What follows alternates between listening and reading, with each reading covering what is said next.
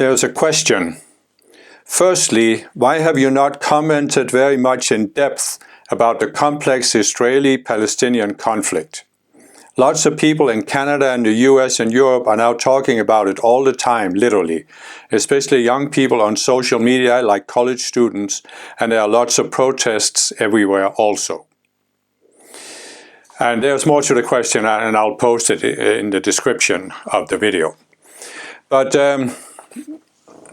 why haven't I commented in depth on it? Well, I actually made a video before I saw this question about how spiritual people can deal with atrocities in the world. And it touched upon the Israeli-Hamas situation. So you can refer to that also and possibly receive some help there. But I thought I would comment a little more directly on the Israeli-Hamas conflict. But in doing so, I want to first step back a little bit. And the reason for this is, I didn't grow up in the Middle East, obviously, and I haven't spent a lot of time in my life studying the situation in the Middle East. So I am by no means an expert.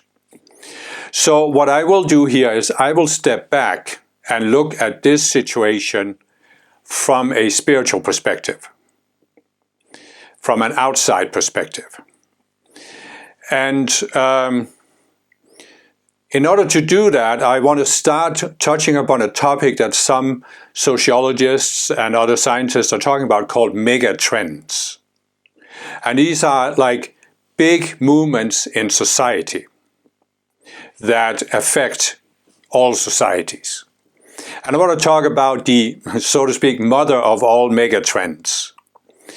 And in order to illustrate it, we can look at what we know about astronomy. We know that the Earth is moving around the Sun because it's been held in an orbit by the Sun's gravity. But we also know that the Sun is moving through space because the Sun is one of billions of stars in what we call the galaxy. And the entire galaxy is moving as one unit. And so when we look at this, we can see that the Earth has a certain mass, and it has a certain gravitational pull. In other words, the gravitational pull of the Earth can affect the Moon, and does affect the Moon. But it doesn't affect the Sun very much, and it certainly does not affect the entire galaxy, at least not in any measurable way. So in other words, the Earth is being pulled along by the gravitational pull of the entire galaxy. For that matter, the entire universe, but let's just stay local here. So there is no way that the Earth can resist this gravitational pull. Absolutely no way. When we think about it, we know this is a fact. Whatever we could do as people on Earth, whether we could construct some kind of machinery or some kind of rocket motor that could push the Earth away from the gravitational pull, we have actually absolutely no chance of resisting the gravitational pull of the entire universe. Okay, so now we jump to the spiritual perspective. Because the spiritual perspective is that beyond this physical gravitational pull, there's also a pull of consciousness. Because the Earth is not the only planet with intelligent, self-aware life forms. There are, according to the Ascended Masters, billions and billions of other planets with intelligent life. And just as the Earth is connected to the entire universe gravitationally, we human beings are connected to all other self-aware beings in our minds, in what we might call the collective consciousness. So, as I've explained in many of my videos, beyond the physical level of the mind and the body, we have an emotional mind, we have a mental level of the mind, and we have an identity level of the mind. And this is valid for the entire universe. So we human beings have here on Earth, we have our individual minds that have the 4 levels, but we have also a collective mind that has the 4 levels. And that collective mind is being affected by a force of consciousness from the collective mind of all beings in the entire universe. and they are pulling on us. We are also pulling on them, but obviously there's more of them than there is of us.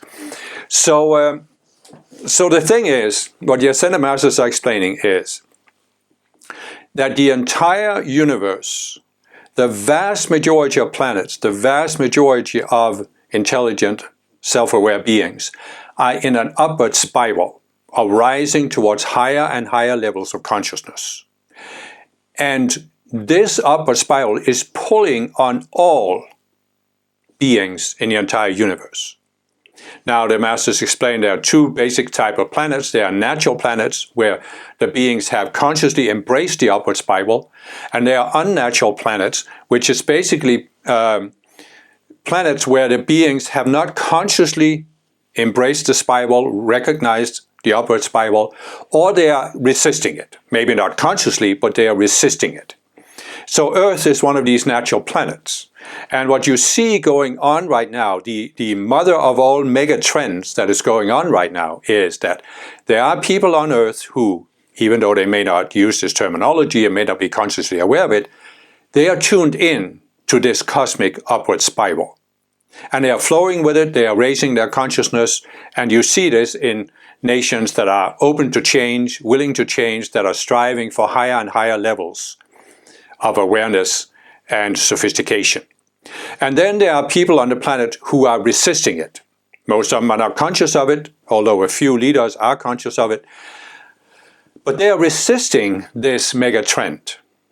And so what is happening is that, as the Ascended Masters explain, free will is the ultimate law of the universe. But free will is not just localized. It has a local aspect in the sense that the inhabitants of one planet, they have free will to do whatever they want on that planet. However, their free will works within the larger context of the free will of all of the beings in the universe. So in other words, if a vast majority of the beings in our world have created this upward trend, we on Earth, you do have free will to resist the trend. But we don't have the free will to stop all of the others from continuing the trend. And since we are all connected in this web of energy, we don't have the free will to say they're not allowed to pull on us. Because they are allowed to pull on us, or rather raise their consciousness, which then pulls on us. So we don't have the free will to stop the rest of the universe from growing. But we have the free will to resist the growth. The thing is, this upward spiral is accelerating, which means what? It means that in order to resist it, we have to become more and more extreme. Our resistance has to become more and more intense. And we have to become, as a result, more and more unbalanced. This is what I explain in several of my videos about non-duality and the duality consciousness, where there are always these polarities in the duality consciousness. And so the people who are resisting the upward trend, in their resistance, they are becoming more and more polarized towards the dualistic polarities, the dualistic extremes. People who are flowing with the upward movement of the universe, they are transcending these dualistic polarities, and therefore it's not that they're going into a compromise between the two, they're transcending the scale. And as I said in my previous video, and I've said in other videos, one example of how you transcend this dualistic consciousness is that you acquire basic humanity. And basic humanity is, don't do to others what you don't want others to do to you. And you see this in many nations in the world. You have an entire, you might call it a world order, based on this. We respect each other's differences and rights to be different countries, different people, different religions, different skin color, different sex, and so forth. So there is this acceptance of differences. And that is why you can say, well, I'm not going to force you, and therefore I trust that you're not going to force me. And that's what a large number of nations have created since the Second World War this, whatever you want to call it, attitude, this trend that we are accepting each other. We are treating each other according to the golden rule. And so you also see that there are some nations who have not done this. They have not made this shift. They basically haven't accepted the golden rule. They might call themselves Christians, or they might believe in the golden rule. They might pay lip service to the golden rule, but they haven't really accepted it, because they still believe that other people should live the way they live, or even that they have a right to force others. And so this is the mega trend for the entire universe that's affecting Earth. We basically have a choice. Do we want to flow with the upward spiral and step up to this basic humanity, or do we want to resist it? Now, beyond the basic humanity, there's also what we can call the essential humanity, which is that we start realizing that we human beings, there is a universal aspect to our identity. I talked about this in the previous video, that we see that beyond all these outer differences, religion, race, nationality, skin color, we are universal beings. We are essentially universal spiritual beings, because we are not defined by what happens on Earth.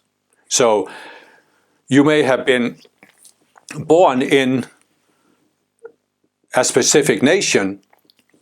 Let's say you're born in Israel, but are you really a Jew?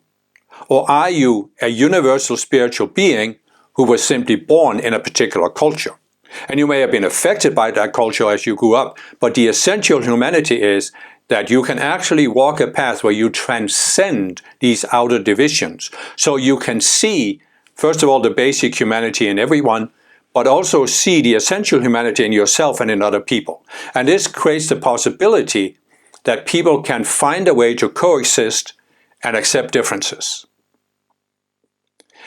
And this is what you see in many of the democratic nations, that they have actually started this process.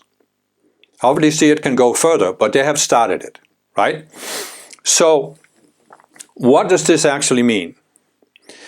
Well, if you look back at history, you can see that if you go back a few hundred years, there were no democracies. And many times we look at this and say, oh yeah, they were dictatorships. But there's another way to look at it. They were elitist societies. Because there was a small power elite who had a monopoly on power, and they had a privileged position. And they had basically enslaved the rest of the population. So they were elitist societies, which means that they were based on a fundamental inequality. In medieval Europe, I grew up in Europe, they had the feudal societies where it was believed that God had appointed the kings, the divine right of kings, and the noble class because they were special. It was believed that the noblemen had blue blood. They were fundamentally different from other people. In India, you have the caste system. If you were born as an untouchable, there was no way you could get out of that classification. In Israel or in the Middle East, if you're born as a Jew, you're a Jew. If you're born as an Arab, you're an Arab. You know, East and East, West and West, and never the twain shall meet. And so this is what you see in these elitist societies, because the elite had always created some kind of system that made it seem like an absolute inevitability. Either the authority of God or the natural laws or natural selection or economic forces had set them up as an elite. And obviously, if you look at what I've just said about the megatrend, these elitist societies were on the wrong side of the megatrend. That's why they have started subsiding and democracies have come in. And what are democracies all about? Take the United States Declaration of Independence. All men and women are created equal, and they are endowed by their Creator with inalienable rights. This is basic humanity going towards the essential humanity, where you realize that beyond all of the outer differences we see on Earth, all people are created equal, they deserve equal opportunity, and they have certain rights that no power on Earth can take away from them. And when I say no power on Earth, I mean no power elite on Earth can take these rights away from the people. So this is the mother of all megatrends. Earth is being pulled towards this, first the basic humanity, then the essential humanity. And it leads to greater and greater equality and the respect for differences and the looking beyond the different to see the universal aspect of who we are as intelligent, self-aware beings, or at least potentially self-aware beings. Okay, I know this was a long introduction, but what does it have to do with the Middle East? Well, you can see, if you look at the world, that elitist societies are on the wrong side of history, on the wrong side of the megatrend. And based on this, you can start asking some questions about the Middle East. And you can see that for thousands of years, they had these very elitist societies, and they still have it today. Now you may say, well, Israel is a democracy. Yes, but a democracy can still have a power elite. And what you see right now in Israel is that you have a fairly conservative government, deeply influenced by some of the more conservative Jews. And what are they doing in the Gaza Strip? First of all, are they following the basic humanity? Don't do to others what you don't want them to do to you. Are they respecting the democratic ideals? As I said in my previous video, Israel is very dependent on support from the democratic world, but you are seeing democratic leaders all over the world starting to talk about this is a disproportionate response. Now, this doesn't mean that I am validating or justifying what Hamas did. But what I'm saying is that if you look at the situation, you can see what I said. Those who are resisting the mega trend have to become more and more unbalanced, more and more extreme. So you can see that in the Palestinian society, people have over the last many years probably become more extreme. And that's what caused the development of Hamas, who even could conceive of creating this attack and even could think that this would be some kind of advantage or something they had to do, or a holy war, or whatever they imagined. I don't know what they were thinking. But I think we have to ask, what were they thinking? What did they think was going to come out of this? And then on the other hand, you see that as soon as Israel was attacked, they now started, sending in the army, sending in the tanks, using 500-pound bombs to level hospitals, creating a famine, having many people die because they don't get medical treatment. And it's clear that no democratic nation can look at this and say, this is in accordance with our democratic principles, because it clearly isn't. So again, we have to say, what are the Israelis thinking? What is the Israeli government thinking? What do they think they will get out of this? And so this, to me, is an example of how, not only in the Middle East, we see it in other places in the world, people are becoming more and more extreme, more and more unbalanced. And they can't see it. They can't stop themselves. There is this concept of a seismic shift. And it refers to the fact that we have these tectonic plates, like the San Andreas Fault in California, and they are rubbing against each other, and sometimes the tension becomes so great that they shift. And there's, of course, no power on Earth that can stop this earthquake or put the plates back where they were. So it's a seismic shift. And I think what has happened here in the Israeli-Hamas situation is a seismic shift. And I think it, of course, goes both ways. I mean, obviously, Hamas has shown what they really are about. But Israel has done the same thing. And I think perhaps the Israeli leaders still think that, oh, they can get away with this. And the democratic nations will still have to support them. I'm not so sure that that's the case, based on what I read from how democratic leaders are responding. I mean, look how the Biden administration started out with the normal American reaction of supporting Israel, but they have become more and more direct in saying, wait a minute here, this is too much. So I don't think that either of the two sides realize that there has been this seismic shift, and we can't go back to the way it was. You know, it's basically the same with Putin, who for years got away with all kinds of things because the West didn't really want to challenge him, didn't really want to let go of the belief that Russia could one day become a civilized nation. And when he invaded Ukraine, there was a seismic shift in the way the West looked at Russia. And I remember 2 weeks after the invasion had started, Putin makes a kind of speech where he said he thought it was time to stop all these sanctions and go back to a normal relationship. So he didn't realize that, you know, Humpty Dumpty sat on a wall, Humpty Dumpty had a great fall, and all the king's horses and all the king's men can't put Humpty together again. So there was a seismic shift in how the Western democratic nations looked at Russia, and I think the same is happening right now with how the Western democratic nations look at Israel. And as I said in the other video, Israel cannot afford to be seen as a country who is committing genocide against the Palestinians. I mean, how do they expect they can get anything out of that?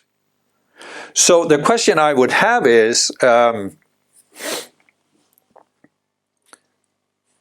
what is really going on here in the consciousness of the Middle East? Because we see these patterns of conflict after conflict after conflict. And I think one of the questions that I would have is, and I don't know the answer to it, because I didn't grow up in a Jewish society, so I don't know. But one of the questions I would have is, how big of a role does it play in the Jewish collective consciousness and in the consciousness of individual people, this idea that they are God's chosen people? You go back to the Torah, and it's clear that what happened was that you have this tribe in the Middle East, where they have lots of other tribes, but they developed the idea that all the other tribes had these idols, these false gods, but they had the superior God of the universe, who was personally concerned about their fate and who had made them his chosen people. Meaning they are fundamentally superior to all other people. And I have not talked with a lot of Jews, but when I was in Israel, I sensed there's a certain energy in the collective consciousness of this sense of superiority. I'm not saying it's the only place in the world, I've sensed it many other places, but there is this sense of superiority, and I'm just wondering, how big of a role does it play in the collective consciousness of the Jews that they have this history that they're God's chosen people?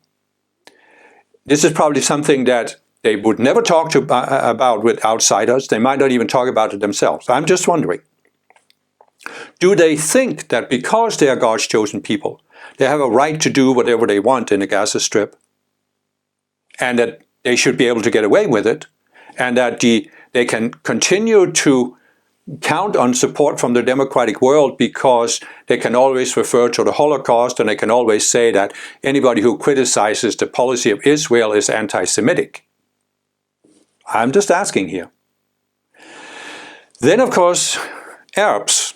Again, I haven't talked to a lot of Arabs, but I've talked to some, and I sense that they also have a sense of superiority because Islam is the only true religion, Allah is the only true God, and Muhammad was the only true prophet.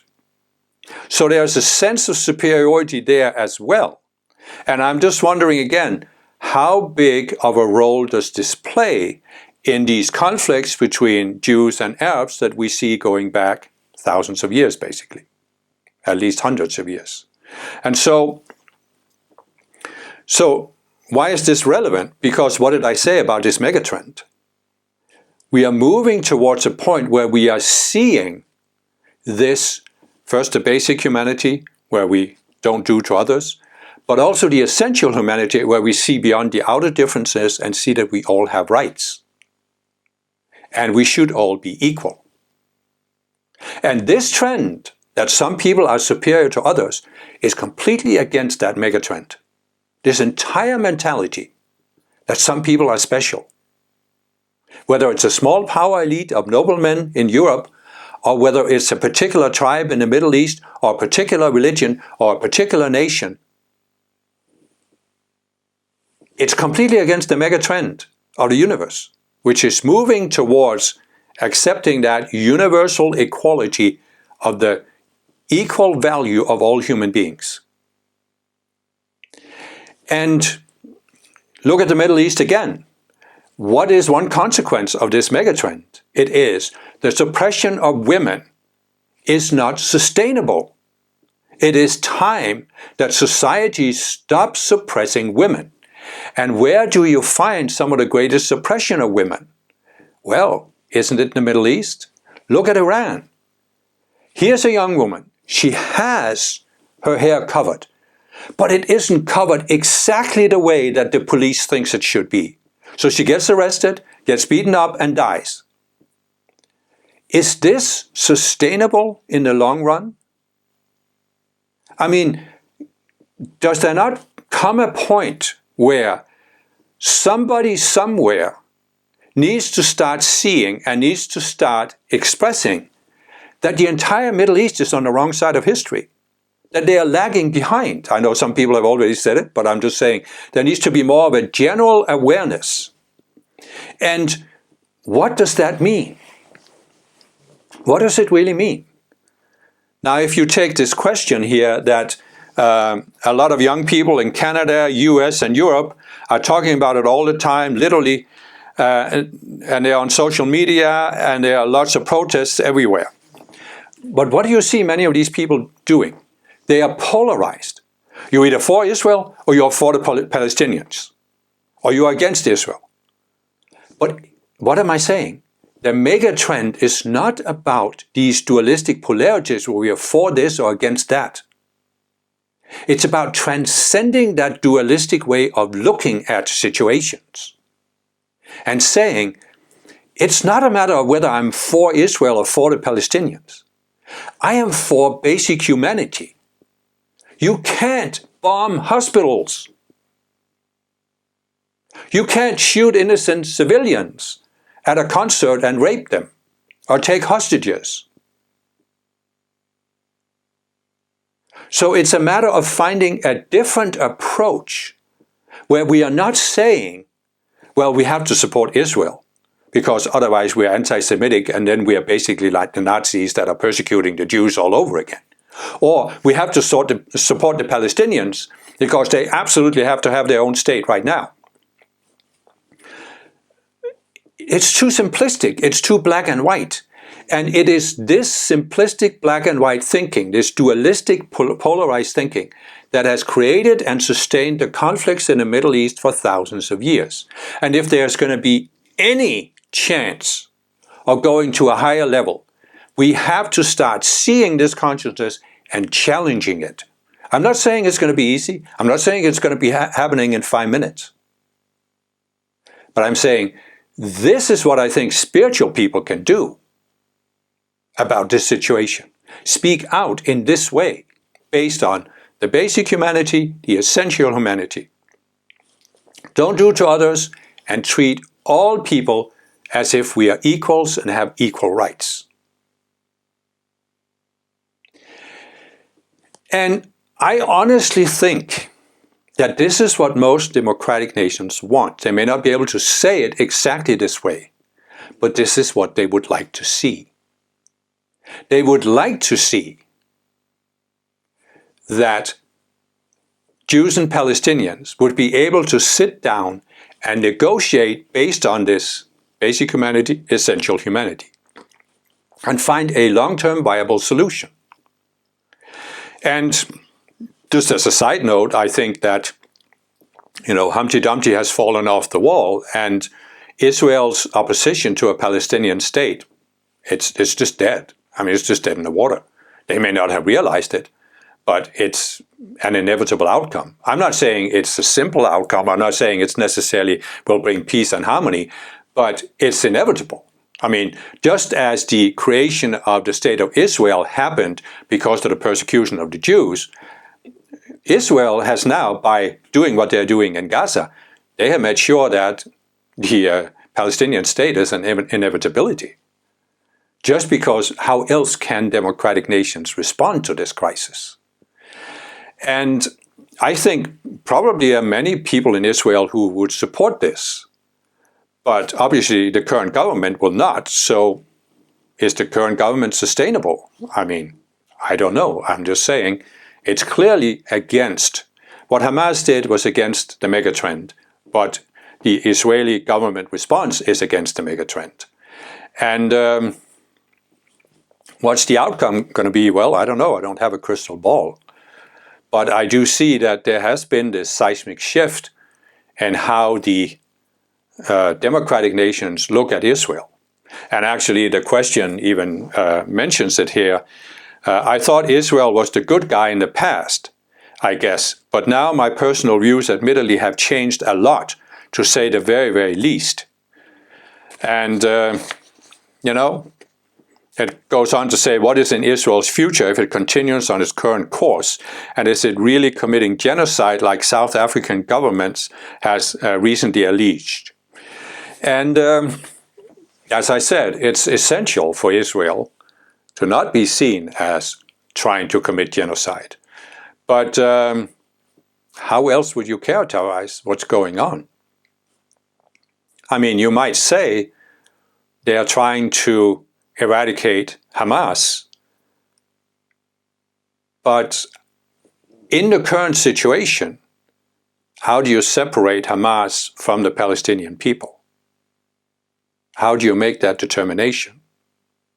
How could they even come up and be able to carry out the attack they carried out and be still able to resist what the Israeli army is doing, unless they had some popular support? So it's again one of these very, very tricky situations. And I honestly, when I look at it, I think it would have been much, much wiser of Israel to take a more measured response and to appeal to the international community and the UN to have help with this. But again, as I said, those who are blinded by these extremist viewpoints, they can't see this. I remember being in Israel in 2009, and I was talking to a Palestinian man, and I was saying to him, but can't you see that the only way you're going to get a Palestinian state is if it's supported by the democratic nations? And can't you see that the more violence you commit, the less support you will get from democracies, because they per definition don't support violence? But he couldn't see it, and obviously Hamas couldn't see it either, and many among the Palestinian people. So you see how the only way I can see out of this situation is a shift, a seismic shift in consciousness, where you start asking some of these questions and saying, this is not basic humanity. Yes, Israel was attacked. It wasn't basic humanity that Hamas attacked Israel. But what Israel is doing right now in regards to this, how can you construe that to be basic humanity?